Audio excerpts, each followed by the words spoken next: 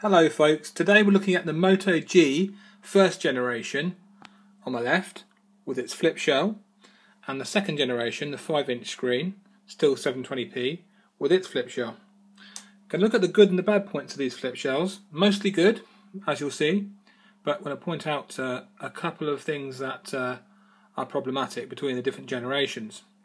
So, these shells come and they basically come in a range of colours.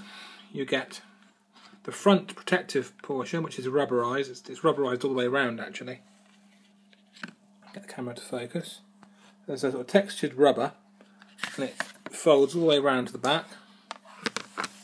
And it's sort of, this is the hinge in the middle. This creates the hinge, and then it continues around the back, and it's sort of glued onto a plastic substrate underneath. So it's a very well designed piece of kit.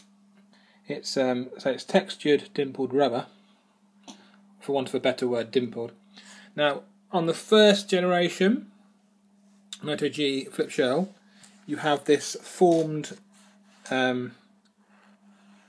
sealed formed edge right around the edge of the front flap. On the second generation, this is the lemon and lime variant, you don't get that edge. It's formed inside, but it's not formed on the outside, which I don't like so much. I say on the first gen it's just formed all around the edge, which looks a lot neater, more aesthetically pleasing.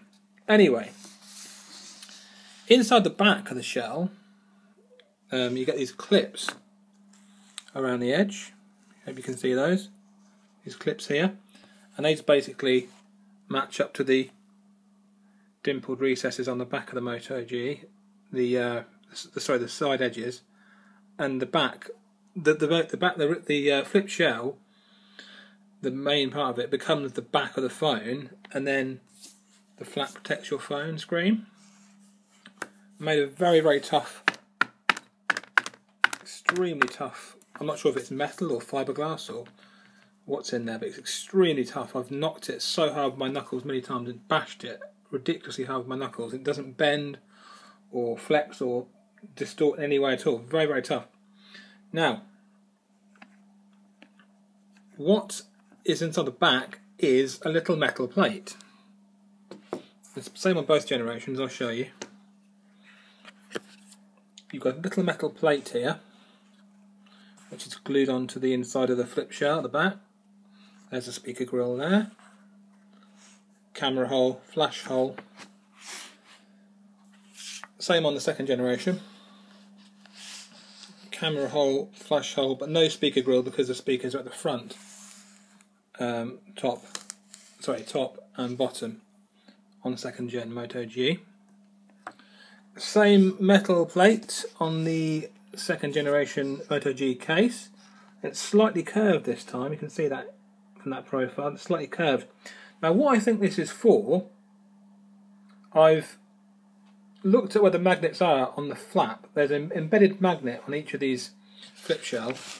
On the front flap on the edge here, there's an embedded magnet on each one. Now, the second generation flip case magnet is very weak. It just about sticks to the steel rule here, but not very much at all. On the first generation flip shell, it sticks so hard you can lift the actual flip shell up in the air like this, so it sticks to it. Very, very powerful magnet. Now, people were complaining on the first generation Moto G that the flip shell, the magnet at the front which keeps the flaps stuck shut to the phone, was causing problems with the compass sensor inside, knocking the compass off kilter. So I think what they've done is they've made the magnet in the new shell, this yellow, it's called lemon and lime. It's not so much lemon and lime, it's just lemon. This new case, they've made the magnet a lot weaker, I think, to appease the people complaining about the compass problem, but in the meantime, at the same time, they've made the magnet so weak that when you actually hold the phone upside down, the flap just springs open. It just basically falls open from gravity, and doesn't hold shut, which is the whole point of the magnet in the first place. So they've put a magnet on the second generation case, but it's so weak it may as well not be there. I'll show my proof in point. There are a lot of good points about these cases, so it's not going to be entirely negative, I promise you. Just going to put the case on. It's basically put the phone chassis in the case and clip it all the way around till it clips shut. Let's try and do this properly. Sorry about the jerky camera movements, guys, it's quite hard to do one-handed. Let's clip that all the way around. This is a second gen. Is that on? Yeah, that's on now. So it's a very tight, precise fit, which is good. Make sure it's all the way around, clipped on the bottom. Yep.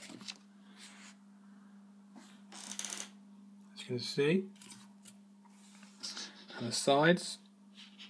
Okay, so the case is on. Now,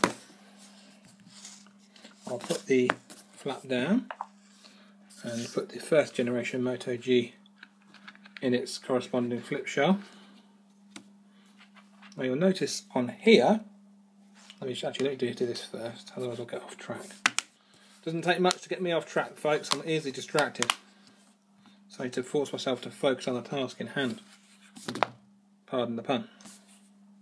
So, what you'll notice is, with the first generation Moto G, you hold it, flip it upside down. I'm holding it so my thumb is over the side but not holding onto the flap of the case. You see? The flap is firmly stuck shut. Not so firm you can't just lift it, because you can, that's the whole point of the case, to be able to open it at will, obviously. Lift it up, shut it. But it takes a few grams of effort, I'd say probably maybe 10 or 20 grams to lift it up and persuade the flap to unstick from the phone, which is a good design, a really good design. So I can pick it up, I can shake it. I'll shake it really hard to flap it open. If I just flip it like that, gently, flip it up. Oops, no, just do that. It stays stuck shut on its own. It flips back up and sticks to the screen, which is good. It's great. Fantastic. But on the second generation Moto G, due to the weaker magnet, you turn the phone upside down, lift it up. Oh dear, look, the magnet is so weak, the front protective panel of the flip part of the flip shell does not stick to the chassis of the phone whatsoever. So what's the point of having the magnet in there if it's not going to work? That's design failure. Sorry Motorola, that's absolutely rubbish. That's design failure. But what I will say is this. On the first generation flip shell, the interior and the hinge, the sort of fabric microfiber stroke, vela stroke, whatever it is, sort of fibrous coating, was attracting, as you can see, lots of grease. And obviously face oil, skin oils, face grease, fingerprints will obviously get attracted to the screen because you're using it next to your face and using your hands on it. So when you shut the lid, obviously it absorbs all the oils and grease. And in the case of this first generation case, all that grease absorbs into the sort of flock fabric, shall we say. So it looks disgusting like this. Now, they've done a great job on the second generation because it doesn't really come across properly in video, but in person, the texture of this is like slightly, not particularly smooth card. You know, card you use for for example, the inside surface of a greetings card. It's that sort of papery texture, and I can't imagine this getting too mucked up with grease. I can't imagine this sort of surface becoming too absorbent. I may be wrong.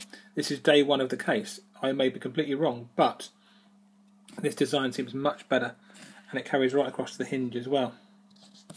Now, one point which is not really related to the function of the case, but one point I will point out is that this case is called Lemon and Lime.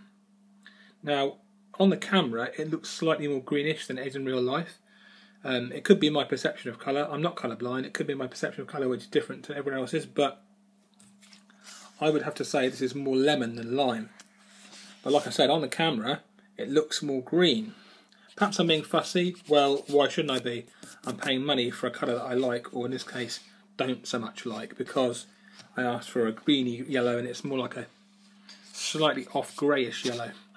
Not the end of the world, but come on, Motorola, if you're going to say lemon and lime, make the green part of the yellow and lemon and lime prominent so you can see it's, yes, lemon and lime. Anyway, I'm being pedantic, and I digress. I would say, had they made the magnet of the second generation as strong as the one in the first generation, and moved the magnetometer inside the compass sensor somewhere else to account for it, or used a bit of common sense somewhere. Well, I'm sure they've got a lot of common sense, but you know, if they worked a way around it, this would be ideal. The fact that it just, you lift it up and it flaps in the breeze, doesn't stick shut, look. Well, just about. It's like that, it sticks. Turn it. Oh, it's come undone. That is useless. That is as good as useless, because it just is. I mean, what's the point of a case if you turn it upside down and it flaps open? Okay, so my phone falls out of my hand on the way to the ground. That flaps open. It bends over backwards and it scratches the glass. What's the point in that? Well, exactly. You may well ask. So, first gen Moto G, second gen Moto G, both amazing phones. Not finding the battery in the second gen is quite, maybe an hour or two. I'd say an hour less than the first gen. This thing actually, this is a stalwart phone, and the stamina in this phone is fantastic. It lasts me a day at least, sometimes a day and a half, maybe 2 days if you're using it for a lesser time. On lesser tasks. But this battery is amazing. This one, I've had it 3 days, so I can't really comment on long-term battery expectation, because I'm sure the battery is not conditioned properly yet. I haven't really sort of cycled it properly.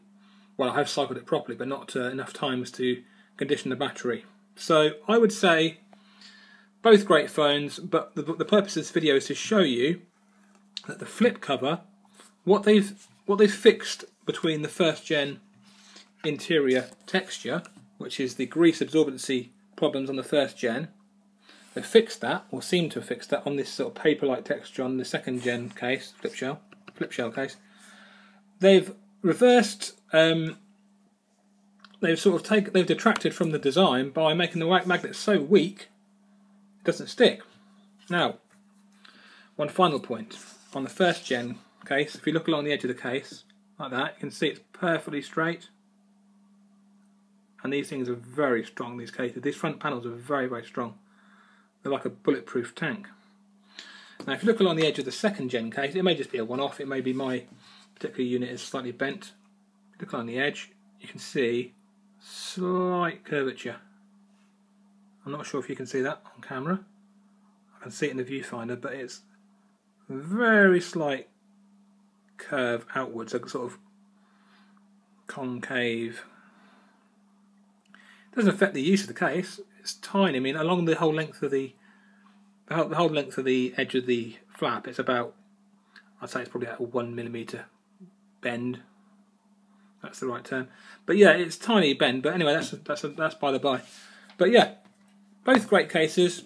Motorola, please put a stronger magnet in and sort out where you're putting your magnetometer for the compass, because these are great phones. These are great cases. Don't like the fact that this ridge is missing here. It looks like a bit more of a rushed, half-hearted effort. This bit here sort of bends. This one is rigid all the way across. Whereas, and also at the top on the first gen, even the part that surrounds the cutout for the earpiece, which isn't particularly thick, is thick, hard material. On here, it's just floppy. Not the end of the world. They could have done a better job, was what I'm trying to say. So, anyway, we'll finish off by looking at the back. You've now got the comparison between the two, as you can see. Yeah, this colour's not terrible, I just don't like it very much. I was hoping for a greenish sort of yellow. Anyway, so you've got the camera, flash, Motorola dimple, where you put your thumb. Same here, camera, flash, Motorola dimple. The dimple is a larger diameter on the Moto G 2nd gen, but it's a shallower dimple. On this one, it's deeper. Focus the camera. It's a deeper dimple. Your finger sits in there much nicer. On 2nd gen, your finger can sort of slip off. I just wish they'd think these things through properly, you know, when they're designing. I mean, it's a lot of hard work. I mean, I'm not an industrial designer by any stretch. I mean, I'm sure it's hard work to design these things. It's hard, you know, but come on, Motorola, sort it out. I mean, this magnet needs to be stronger. Thumbs up for fixing the texture inside, but this needs to be sorted out. Thanks, guys. Hope it wasn't too long and waffling. God bless you. Bye-bye. Thanks for watching.